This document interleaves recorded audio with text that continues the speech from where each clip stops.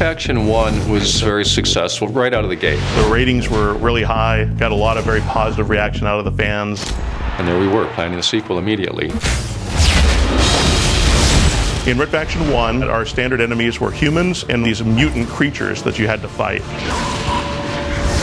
In Red Faction 2, you had humans again and these nano-zombies. In Red Faction Guerrilla, we just stuck with the humans, but gave them some pretty nasty weapons and vehicles that you had to try to deal with. We really start to build up this sci-fi franchise. We've taken this and we've actually wrote Red Faction Armageddon. I didn't expect to see you again. It's a new story in the Mason lineage, but also we're kicking back to some of the old Red Factions as well. Looks quiet to me. Picking anything up? Negative. Something's not right. So there's an entirely different scale of enemies that you're going to be fighting, and therefore different tactics that you have to use. We now have aliens this time. It's these creatures that have been living on Mars. You'll see the Creepers, which are the first low line of enemies that you'll face in the game.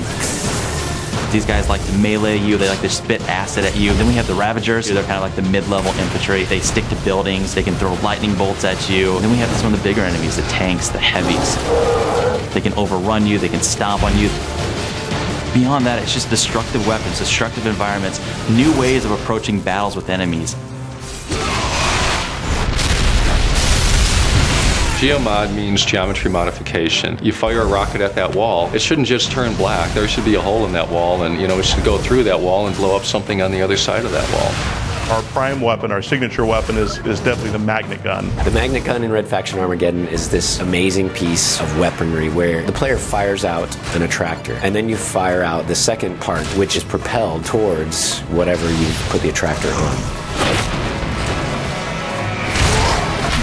We've given you a nano forge so that now you actually can repair structures as well. You can blow up a bridge or access points to you so that the enemy can't get to you, but then you can repair that bridge and get out of there.